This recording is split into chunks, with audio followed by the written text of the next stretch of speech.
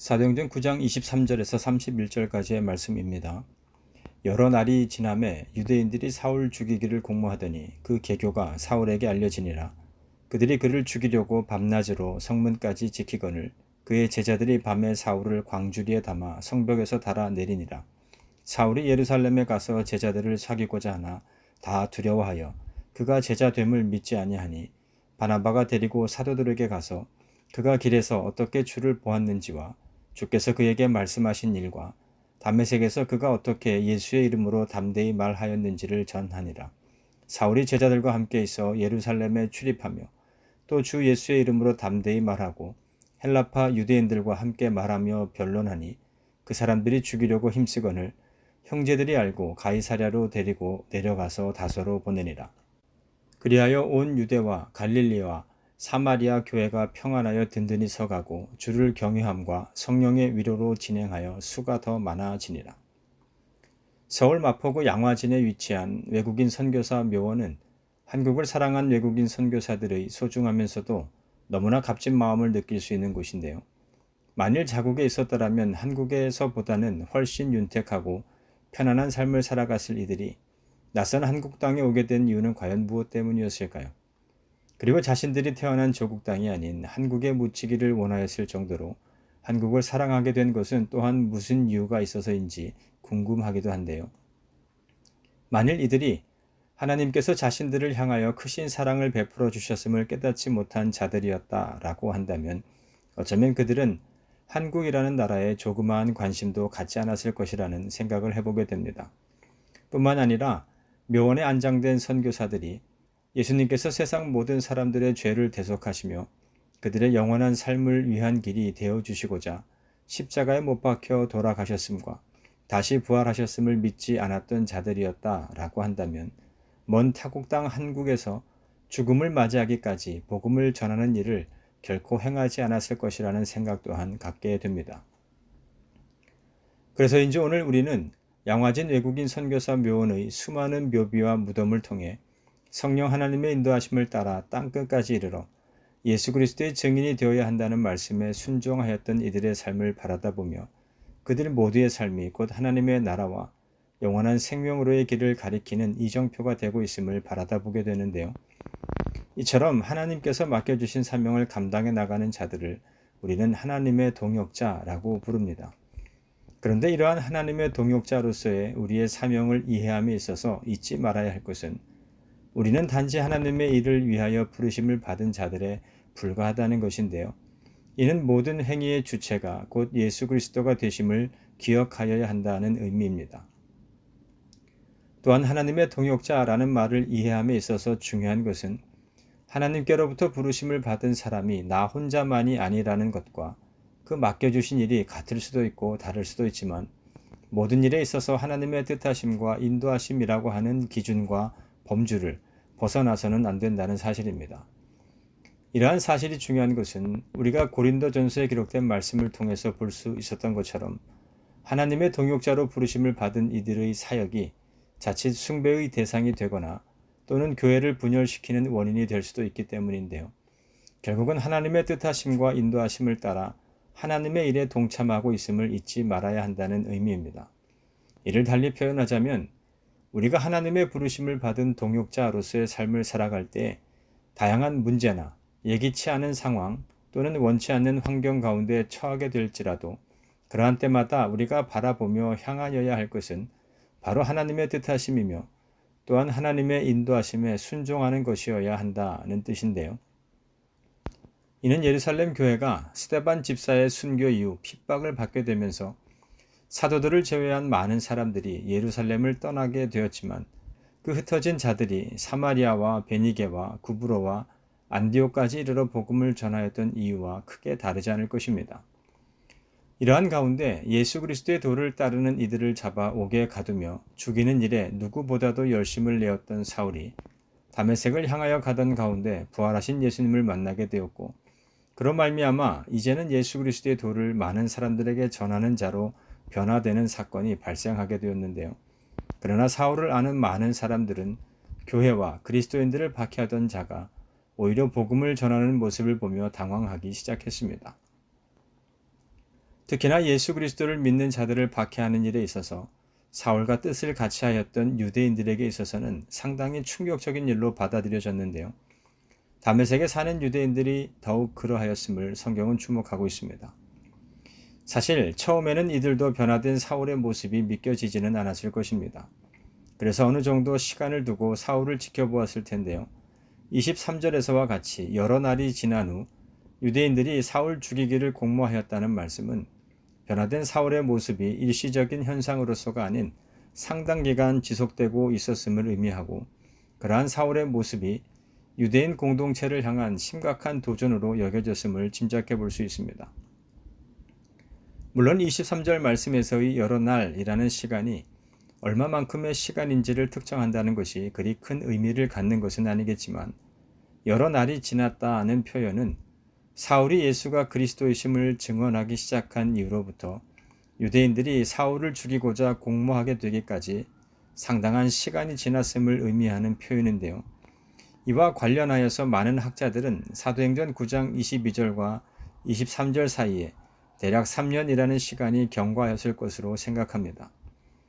왜냐하면 사울이 사도가 된 내력에 대해서 말씀하고 있는 갈라디아서 1장 16절 이하에 기록된 말씀을 보면 사울이 회심한 이후 예루살렘에 이르기까지의 기간을 3년으로 기록하고 있기 때문에 그러한데요. 이는 사울이 예수님을 만나고 난 이후 예루살렘에 가기까지 대략적으로 3년이라는 기간 동안 아라비아와 다메섹에서 계속해서 복음을 전하는 자로서의 삶을 살았음을 의미합니다. 그러자 이처럼 지속적으로 예수가 그리스도임을 전하는 사울로 인하여 많은 유대인들이 혼란에 빠지게 되었고, 이에 다메섹에 사는 유대인 공동체가 사울을 죽이고자 공모하게 된 것임을 23절은 기록하고 있는 것인데요. 이러한 계획이 사울에게까지 알려지게 되었고, 결국은 사울의 제자들이 사울을 도와 다메섹을 무사히 빠져나갈 수 있도록 도왔음을 성경은 말씀합니다. 한편 다메섹에서 극적으로 탈출을 하게 된 사울은 그 길로 예루살렘을 향하여 갔음을 알 수 있는데요. 26절 말씀은 이때 사울이 예루살렘을 향하여 가게 된 것이 예루살렘에 있는 제자들을 사귀기 위한 목적이 있었음을 말씀합니다. 여기서 말하는 제자들이란 12사도를 가리키고 있다 하기보다는 예루살렘에 있는 그리스도인들을 가리키는 것으로 여겨지는데요. 갈라디아서 1장 18절 말씀을 보면 이때 사울이 예루살렘을 방문하게 된 것은 베드로를 만나기 위한 또 다른 목적이 있었음을 말씀합니다. 그런데 문제는 정작 예루살렘에 있는 그리스도인들이나 사도들은 그 누구도 사울이 회심하였다는 사실을 믿으려고 하지 않았다는 점입니다. 바로 얼마 전까지만 하더라도 스데반 집사를 죽이는 일에 적극 찬동하였고, 그 누구보다도 수많은 기독교인들을 잡아 옥에 가두는 일에 열심을 내었던 사울을 믿을 수가 없었던 것이죠. 그의 모든 말과 행동이 의심스럽기도 하였을 것이고, 그에 대한 감정 또한 좋지 않았을 것이라는 의미입니다. 그런데 이처럼 예루살렘 교회로부터 인정받지 못하고 냉대를 당하고 있는 사울을 믿어준 사람이 바로 바나바였음을 27절은 말씀하고 있는데요. 사도행전 11장 24절에 기록된 말씀은 이러한 바나바가 착한 사람이었으며 성령과 믿음이 충만한 사람이었음을 기록하고 있습니다. 또한 사도행전 4장 36절 이하에 기록된 말씀에 의하면 설교하는 능력과 위로하는 능력이 인정되어서 사도들에 의하여 불려진 이름이 바로 바나바임을 밝히고 있는데요. 자신의 소유를 팔아 함께 나눔을 실천하기도 하였던 바나바는 분명 기독교 공동체 안에서 상당한 신임을 받고 있었던 사람이었음을 짐작해 보게 됩니다. 물론 오늘 본문 말씀에서는 바나바가 어떻게 사울에 대해서 잘 알게 되었는지에 대해서는 말씀하고 있지는 않습니다. 다만 우리가 짐작해 볼 수 있는 것은 사울에게 안수한 아나니아가 그러했던 것처럼 성령께서 바나바에게 회심한 사울을 바라다 보게 하시고 하나님께서 그를 통해 이루어 나가실 일들을 깨닫게 하셨음을 생각해 보게 되는데요. 주목해서 볼 것은 이때의 바나바가 회심한 사울이 이전에 교회와 그리스도인들에게 행하였던 일들에 대해 더 이상 연연해 하지 않았다는 점입니다. 과거의 일을 통해서 사울을 바라보지 않았다는 것인데요. 다만 깨닫게 된 하나님의 뜻하심을 따라 사울을 바라보았고, 그러한 사울을 사도들에게 증거하였다는 뜻입니다. 그런데 여러분, 이게 참 쉬운 일이 아닙니다. 왜냐하면 바나바에게는 여전히 사울에 대한 기억이 남아있기 때문이었는데요. 스데반을 돌로 쳐 죽이는 일에 적극 찬동하였던 사울의 모습과 사울로 인하여 옥에 끌려가 말할 수 없는 고통을 당하였던 많은 교인들의 모습, 그리고 그로 인하여 예루살렘 교회가 핍박당하고 흩어지게 되는 아픔을 직접 겪었던 자였기 때문입니다. 더욱이 바나바가 사울을 변론하고 변호한다고 해서 그에게 어떠한 유익이 주어지는 것도 아니고 자칫하면 신앙 공동체로부터 오히려 바나바 자신이 비난과 오해를 살 수도 있는 일이기 때문에 그러한데요. 다른 사람도 아닌 자신들의 형제이며 자매였던 이들을 잡아 죽이는 일과 자신들이 속하였던 교회 공동체를 폐하는 일에 누구보다 열심이었던 사람을 이제는 자신들의 공동체의 일원으로 받아줄 것을 요청한다는 것이 그렇다는 것입니다. 그렇다면 이때 바나바가 사울을 예루살렘에 데리고 가서 많은 사도들에게 소개하고 그가 어떻게 예수님을 만나게 되었는지, 어떻게 주님께서 사울을 이방인의 사도로 부르셨는지, 그리고 지금까지 어떻게 복음을 전하고 있는지를 자세히 소개하며 적극적으로 변론할 수 있었던 것은 과연 무엇 때문이었을까요? 바나바가 사울을 개인적으로 무척이나 신뢰하였기 때문이었을까요? 물론 오늘 본문 말씀에서는 이러한 질문에 대하여 답하고 있지는 않지만 우리가 기억해야 할 것은 바나바 또한 예수 그리스도로 말미암아 구원을 받고 하나님과의 화해를 경험하였으며 사도들의 가르침과 많은 이들과의 교제를 통해 하나님의 백성이요 하나님의 자녀로서 받아들여지는 기쁨을 맛보았던 자였기 때문이라는 사실입니다. 즉 예수 그리스도께서 감당하셨던 십자가가 하나님께로부터 그 누군가를 배척하기 위한 것이 아닌 세상 모든 사람들의 구원을 위한 것이었음을 누구보다도 잘 알고 있었기 때문이라는 것인데요. 예수님께서 세상 모든 사람들의 죄를 대속하시며 그들의 영원한 삶을 위한 길이 되어 주시고자 십자가에 못 박혀 돌아가셨음과 다시 부활하셨음을 온전히 믿었던 바나바였기에 가능할 수 있었다는 의미입니다. 앞서 말씀드린 것처럼 하나님의 동역자로서 부르심을 받은 자신과 또한 마찬가지로 하나님의 동역자로서 부르심을 받은 사울을 바라보았기 때문이고 그러하게 하나님의 뜻이 이루어짐을 위해 더욱 합력하여야 함을 깨달았기 때문이라는 의미인데요. 성령께서 바나바에게 사울을 섬기고 사랑하도록 역사하신 결과이며 그러한 성령의 인도하심에 바나바가 순종한 결과임을 생각해 보게 됩니다. 즉 바나바가 육신의 생각을 따라서가 아닌 영의 생각, 곧 예수 그리스도의 마음을 품고 살아가던 사람이었기 때문에 사울을 용납할 수 있었고 결국 사울이 사도 바울이 되는 놀라운 기적을 함께 경험하는 자가 될 수 있었다는 뜻입니다. 중요한 것은 교회 안에는 복음의 열정을 가지고 하나님께서 인도하시는 그 모든 곳에 나아가 담대히 복음을 전하였던 사울과 같은 이들도 필요하지만 교회를 유기적으로 연결해주며 격려하고 위로하여서 하나님의 일을 감당해 나갈 일꾼들을 세우는 바나바와 같은 이들도 필요하다라는 것인데요. 이와 같은 바나바의 사역이 얼마나 중요한지를 나타내 보여주는 또 다른 이야기가 있습니다. 사도행전 13장 13절과 14절 말씀입니다. 바울과 및 동행하는 사람들이 바보에서 배 타고 밤빌리아에 있는 버가에 이르니 요한은 그들에게서 떠나 예루살렘으로 돌아가고 그들은 버가에서 더 나아가 비시디의 안디옥에 이르러 안식일에 회당에 들어가 앉으니라. 함께 읽은 말씀에서의 요한은 마가 요한이라 불리는 사람으로서 우리가 잘 알고 있는 마가라고 하는 사람인데요. 예루살렘의 기근으로 인하여 교회가 어려움을 겪고 있을 때 안디옥 교회의 헌금을 예루살렘 성도들에게 전달하기 위해 사울과 바나바가 예루살렘을 방문하게 된 일이 있었는데 그때로부터 사울과 바나바와 함께 동행하기 시작했던 사람이었습니다. 이때로부터 마가는 사울과 바나바를 도우며 그들을 따라다녔는데요. 그러한 가운데 갈라디아 지방에 대한 선교 여행길에 동참하게 됩니다. 그러나 함께 읽은 말씀에서와 같이 마가가 벼랑간 예루살렘으로 돌아가는 일이 발생하게 되는데요. 성경은 그 이유에 대해서는 전혀 언급하고 있지는 않습니다. 다만 사도행전 15장 36절 이하에 기록된 말씀을 보면 사울은 이때 일로 인하여 마가를 탐탁치 않게 여겼음을 알 수 있는데요. 그러던 가운데 갈라디아 지방에 대한 선교 여행을 마친 사울과 바나바가 다시금 그 지역을 방문할 것을 계획하던 가운데 마가를 데리고 가는 일로 인하여 크게 다투는 일이 발생하게 되었습니다. 사울은 이전 선교 여행에서 자신들을 떠나 함께 일하러 가지 아니한 자를 데리고 가는 것이 옳지 않다라는 자신의 입장을 고수하였고, 그래도 다시 한번 기회를 주자는 것이 바나바의 입장이었습니다. 결국 두 사람은 서로의 의견의 차이를 극복하지 못하고 그 일로 인하여 서로 갈라지게 되는 아픔을 겪게 되는데요. 그럼에도 불구하고 바나바는 마가를 포기하지 않고 기회를 주기 위해서 그를 데리고 구브로를 향하여 갔음을 성경은 말씀합니다. 이는 자신이 변론하기에 주저하지 않았을 뿐만 아니라 안디옥 교회 및 갈라디아 지방에서 열정적인 사역을 함께 하였던 사울과 갈라서기까지 하면서 마가를 배려한 것임을 알 수 있는데요.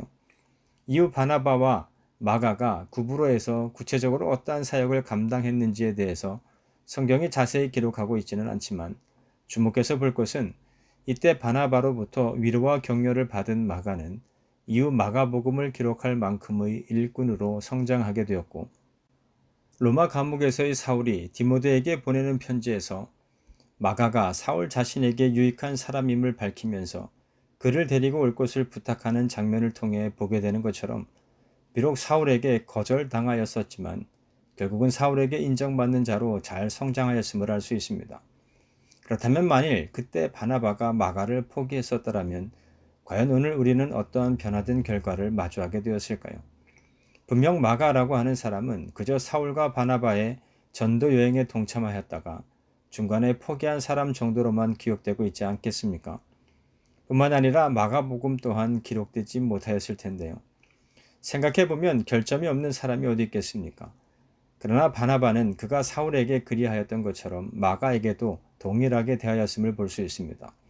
즉, 누군가를 대함에 있어서 인간적인 판단을 앞세운 것이 아니라 무엇보다도 예수 그리스도의 마음으로 그를 믿어주고 격려하여서 그러하여금 하나님의 동역자로서의 삶을 살아가도록 도왔던 사람이었음을 보게 되는데요. 28절과 29절 말씀은 이러한 바나바로 인하여 예루살렘 교회에 나타난 변화에 대해서 주목하고 있는데요. 다시 한번 함께 읽어보도록 하겠습니다. 사울이 제자들과 함께 있어 예루살렘에 출입하며 또 주 예수의 이름으로 담대히 말하고 헬라파 유대인들과 함께 말하며 변론하니 그 사람들이 죽이려고 힘쓰거늘. 여기서 사울이 제자들과 함께 있어 라는 말씀은 사울이 예루살렘 교회로부터 공동체의 일원으로 받아들여졌음을 의미하는데요. 이는 사울이 예루살렘에서 자유롭게 활동할 수 있었다는 뜻이며 예루살렘 교회 성도들로부터 경계받거나 배척받지 않았음을 의미합니다. 바나바로 말미암아 사울은 예루살렘 공동체와 유기적으로 하나가 될 수 있었다는 것인데요. 이처럼 사울이 예수 그리스도를 믿고 영접하였으며 이제는 담대히 복음을 전하는 자가 되었다는 사실은 분명 교회의 큰 간증이 되었을 것입니다. 그리하여 온 유대와 갈릴리아와 사마리아의 교회가 평안하여 든든히 서가고 주를 경외함과 성령의 위로로 교회는 발전하고 성도의 수는 점점 늘어갔음을 성경은 말씀하고 있는데요. 우리가 지금까지 살펴본 말씀에서와 같이 사울이 위대한 사도가 될 수 있었던 것은 결코 사울 혼자만의 힘으로 된 것이 아님을 보게 됩니다. 먼저는 그를 찾아오시고 만나 주셔서 더 이상 복음을 믿는 자들을 박해하는 자로서가 아닌 이제는 복음을 전하는 자로서의 삶을 살아가도록 인도하신 예수님이 계셨고, 그러한 전도자로서 그리고 사도로서 잘 세움을 받을 수 있도록 아낌없는 격려와 지지를 해주었던 아나니아와 바나바가 있었기에 가능하였음을 보게 됩니다. 즉 사울이 사도 바울이 될 수 있었던 것은 아나니아와 바나바 및 수많은 이들이 함께함으로 하나님께서 맡겨주신 사명을 잘 감당해 나갈 수 있도록 합력하였기 때문인데요. 기억해야 할 것은 하나님께서는 오늘 우리들에게도 아나니아와 바나바와 같은 그리고 바울 서신에 등장하는 수많은 동역자들과 같은 이들을 통해서 지금의 우리를 가능하게 하셨다는 사실입니다. 따라서 하나님께서 오늘 우리에게 원하시며 또한 바라시는 것은 우리 한 사람 한 사람이 우리가 살아가는 모든 삶의 자리에서 예수 그리스도의 증인된 삶을 살아감과 동시에 교회 안에서 누군가를 위로하고 격려하며 그 사람이 하나님의 동역자로 잘 세움을 받을 수 있도록 돕는 자들이 되는 것입니다. 이것이 곧 하나님의 동역자가 된다는 것의 참된 의미를 알 수 있을 텐데요. 중요한 것은 이제는 함께한 우리 모두가 하나님의 동역자로서의 삶을 더욱 살아가야 한다는 것이죠. 우리가 성경에 기록된 바울의 삶을 통해서도 바라다 보게 되는 것처럼 예수님을 따르는 삶에는 반드시 고난과 핍박을 마주하게 될 수밖에 없습니다. 그러나 기억해야 할 것은 하나님께서는 그 모든 것을 알고 우리 모두를 부르셨으며 그 모든 때마다 부어주시는 은혜로 고난과 역경을 이겨나가도록 우리 모두를 인도하시는 분이시라는 것입니다. 바라기는 대적 마귀가 아무리 우리를 공격하며 해하려 할지라도 하나님께서는 그 모든 것을 선으로 바꾸셔서 결국 하나님의 뜻을 이루어 나가시는 분임을 믿는 믿음과 함께 예수님께서 다시 오실 때까지, 그래서 구원의 완성이 이루어지는 그 날까지 다만 하나님의 부르심에 합당한 삶을 살아가는 하나님의 동역자가 다 되시기를 주님의 이름으로 축원합니다.